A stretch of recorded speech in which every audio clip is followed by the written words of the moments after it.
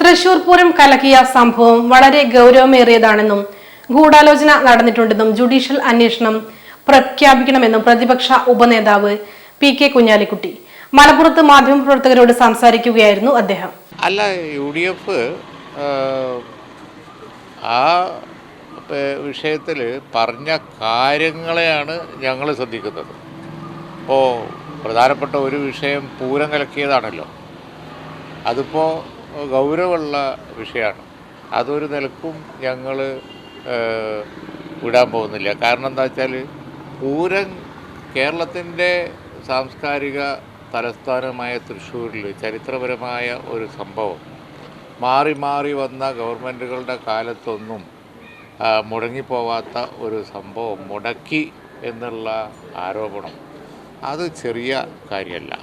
അതുകൊണ്ട് തന്നെ ആ കാര്യത്തിൽ ജുഡീഷ്യൽ എൻക്വയറി തന്നെ വേണം. ഇപ്പോൾ ഒരു അന്വേഷണം പ്രഖ്യാപിച്ചു. ആ അന്വേഷണം ഒന്നുകിൽ വലയിൽ അല്ലെങ്കിൽ കുളത്തിൽ എന്നുള്ള നിലക്ക് പോലീസ് കലക്കി എന്നുള്ള DGP ആണെങ്കിലും പോലീസ് കലക്കി എന്നുള്ള ആരോപണത്തെക്കുറിച്ച് പോലീസ് തന്നെ അതിൻ്റെ വേറൊരു ഏജൻസി ക്രൈംബ്രാഞ്ച് വേറെ അന്വേഷിച്ചിട്ട് കാര്യമില്ല.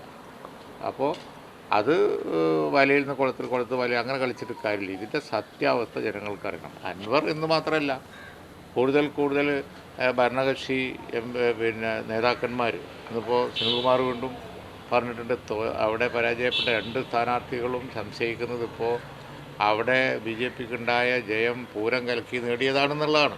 തൃശൂർ പൂരം എന്നത് മലയാളികളെ സംബന്ധിച്ചിടത്തോളം വളരെ പ്രാധാന്യമുള്ളതാണ്. എല്ലാ കാലത്തും വളരെ മികച്ച രീതിയിൽ പൂരം കൊണ്ടാടാൻ സർക്കാരുകൾ പ്രത്യേകം ശ്രദ്ധിക്കാറുണ്ട്.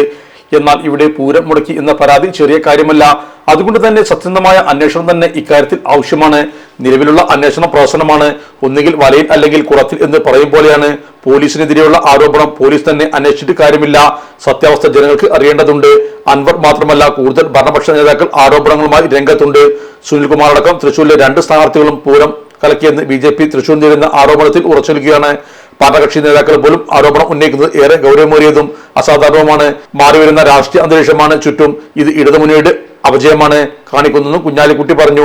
തങ്ങൾ ആരെയും കാത്തിരിക്കുന്നില്ലെന്നും രാഷ്ട്രീയ കാലാവസ്ഥ മാറുകയാണെന്നും ആരോടും മാറണ്ട എന്ന് പറയുന്നില്ലെന്നും ചോദ്യങ്ങൾക്ക് മറുപടിയായി ഇദ്ദേഹം പറഞ്ഞു.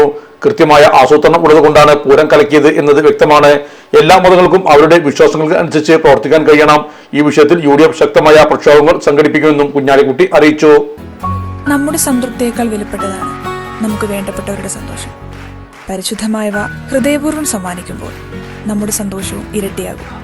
Dubai Golden Diamonds, Pride of Generations, India, Oman, Bahrain.